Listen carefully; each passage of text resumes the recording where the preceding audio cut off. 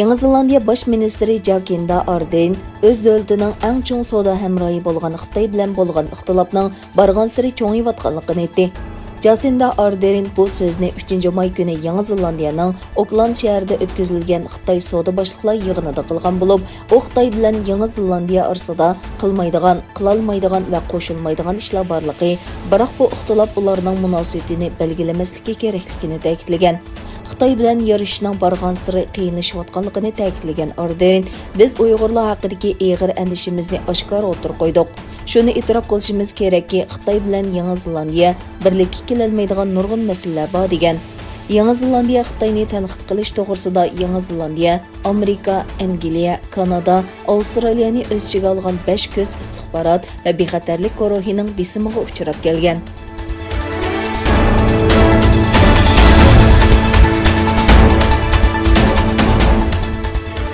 Amerika Tashqi ishlar ministri Antony Blinken Xitoyning barg'ansari ichiga qarta bosqinchi va sirtqi qarta tajovuzchi pozitsiyada bo'layotganligini aytdi.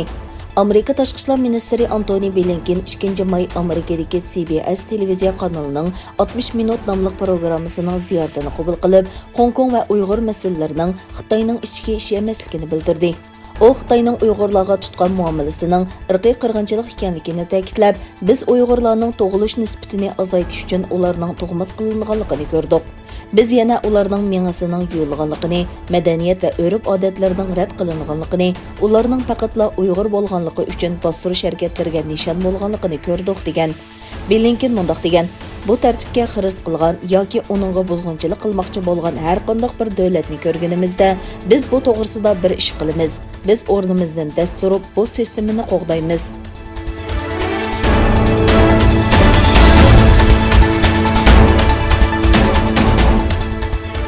Avstraliya strategiyalik siyosat instituti e'lon qilgan Uyg'urlarning majburiy emgakka selinishi to'g'risidagi dokladda ismi tilga ilingan 14 cho'ng Yaponiya shirkatidan ikkisi Xitoy bilan bo'lgan savdo aloqasini to'xtatganligini jakarlagan. Uzun yillardan buyon Yaponiyaga Sharqi Turkistondan zo'r miqdorda pomidor import qilayotgan Yaponiyaning eng cho'ng yemak-ichmak shirkati Kagome shirkati bilan Uyg'ur majburiy emgaki bilan chetishligi bor deb qaralgan Kyokara shirkati 27 aprel kuni Xitoy bilan bo'lgan tijoriy munosabatini butunlay uzganligini jakarlagan. Egilinishcha, o'tgan yili 3-oyda Avstraliyadagi strategiyalik siyosat instituti e'lon qilgan dokladda Uyg'urlarga ilib berilayotgan majburiy emgak bilan chetishligi bor deb qaralayotgan 14 yapon shirkatiga o'rin berilgandan keyin Yaponiya Uyg'ur jamiyati darhol harakatga o'tib, bu shirkatlarning xo'jayinlariga 2 qatim xat yozgan va muxbirlarni kutib olish yig'inlari chaqirgan.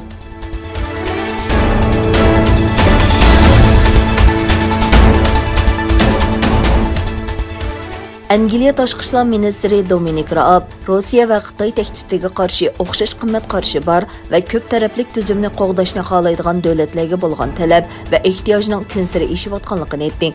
ئەنگىلىيە Tashqi ishlar ministri Dominic Raab va Amerika davlat ishlari kotibi Antony Blinken 7 tashqi ishlar ministrlari yig'indan ilgari ko'rishdi. Tashqi ishlar ministrligining bayonotida ikkilanning Rossiyaning davom qilayotgan muqimsizlik harakati qatorliq muhim nuqtalarni muzokara qilganligi va Sharqi Turkiston rayoni va Hong Kongdagi faoliyatlari uchun Xitoyni javobgarlikka tortish kerakligi o'tirib qo'yilgan. Yig'inda yana Afg'oniston, Eron va Efiopiyadagi yangi taraqqiyotlar muzokara qilindi.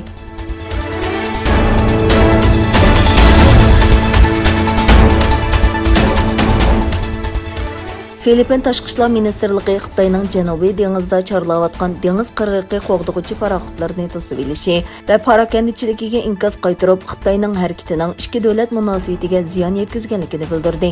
Ministrlik bayonotida Xitoy paraxodlarining Filippin dengiz qirg'iqi muhofazat atridi qo'mondonlik shtabiga tava paraxodlarni to'silib qilishiga va Bajodi Masinluk atrofida chorlayotgan bu paraxodlarga qarshi xatarlik harakatlarni elib borganligiga norozilik bildirgan bayonot yana Xitoyga tava paraxodlarning Filippinning dengiz tavalligidan ayrilishi kerakligi ta'kidlangan. Filippin Tashqi ishlar ministri Teodoro Locson Xitoyning harakatining ikki davlat munosabatiga ziyon yetkazganligini aytgan. Filippin mudofaa ministri, garchi biz Xitoyning harbiy kuchining bizning ko'p ilg'or ekanligini qabul qilsakmi, ammo bu bizning milliy manfaatimizni, xalqimizning izzat hurmatini qo'g'dashga to'sqinlik qilmaydi.